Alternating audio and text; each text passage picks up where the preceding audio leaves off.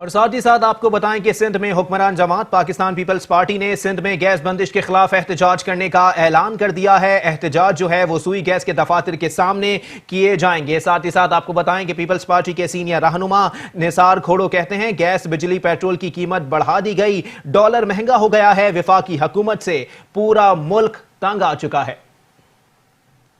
अपने नाकामियों को से बचने के लिए लगे हुए हैं सियासत को बदनाम करने में, लगे हुए इल्जाम तराशी की सियासत करते हुए। हम कहते थे ना कि हुकूमत का मौक़िफ़ कमजोर है। जब इलेक्शन कमीशन इल्जाम तराशी के तहत किसी भी बंदे को इलेक्शन में खड़ा होने से रोक नहीं सकती, तो फिर पीएसी पर एक फजूल किस्म का बहस करके एक स्टैंड बना के आपने देखा आज उन्होंने एग्री कर लिया कि जी शहबाज शरीफ साहब को पब्लिक अकाउंट्स कमेटी का चेयरमैन बना रहे हैं। लेकिन ये करते कराते हमारे 4 महीने गुजर गए कि असेंबलियां भी बुरी तरह से फेल रही, कि स्टैंडिंग कमेटियां नहीं बन सकी और कानून साजी भी नहीं हो सकी।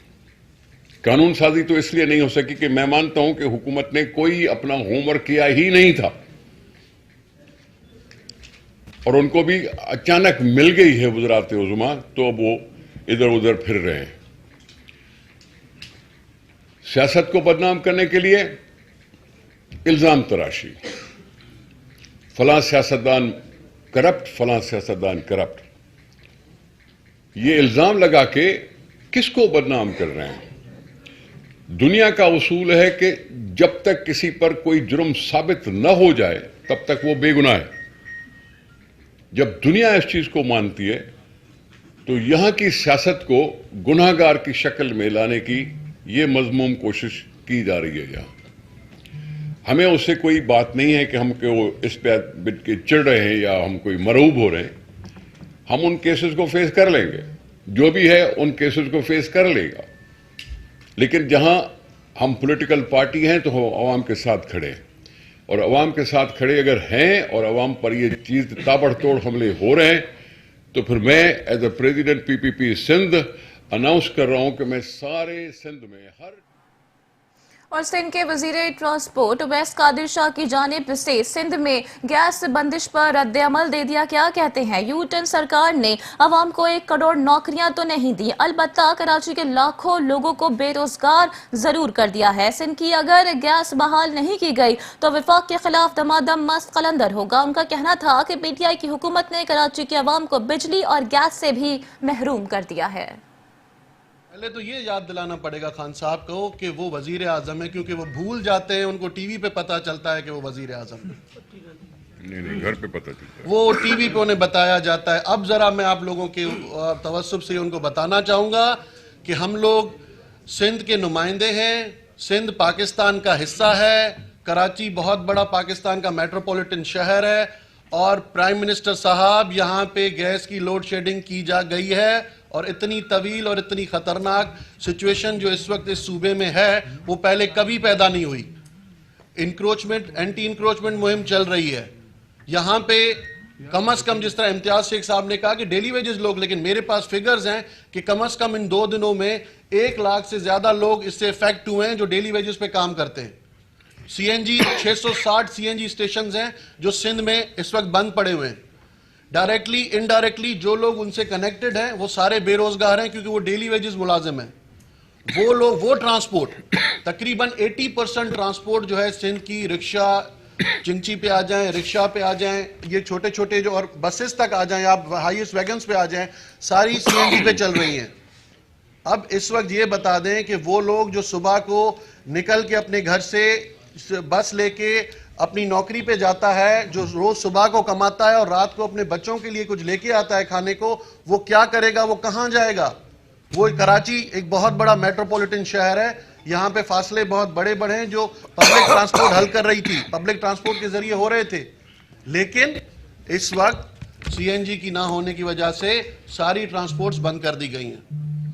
हम ट्रांसपोर्ट यूनियन के साथ राब्ते में मैं हूं, लेकिन अब इस वक्त जो सिचुएशन है, वो लोग भी हमें ये कह रहे हैं कि देखिए हम इस वक्त पुरअमन एहतजाज किया है हम लोगों ने, हम इस एहतजाज का दायरा बढ़ाएंगे और सिंध गवर्नमेंट हमारा साथ दे। तो मैं इस वक्त सिंध गवर्नमेंट की तरफ से उनको ये यकीन दिलाता हूं कि साथ देंगे नहीं, हम आपके साथ हैं, हम आपका साथ हर जगह हर फोरम पे देंगे, क्योंकि ये ट्रांसपोर्ट का ना होना, ट्रांसपोर्ट एक स्पाइनल कॉर्ड है किसी की।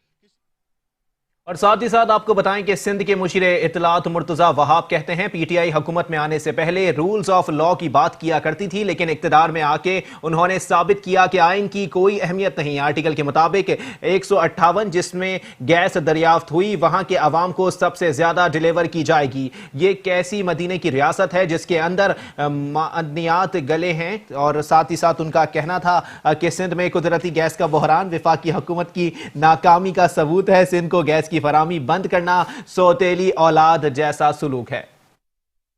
पाकिस्तान की 70% गैस सूबा सिंध से दरियाफ्त की जाती है, 70%। लेकिन इसके बावजूद सिंध की आवाम को बार बार गैस की लोड शेडिंग का सामना होता है।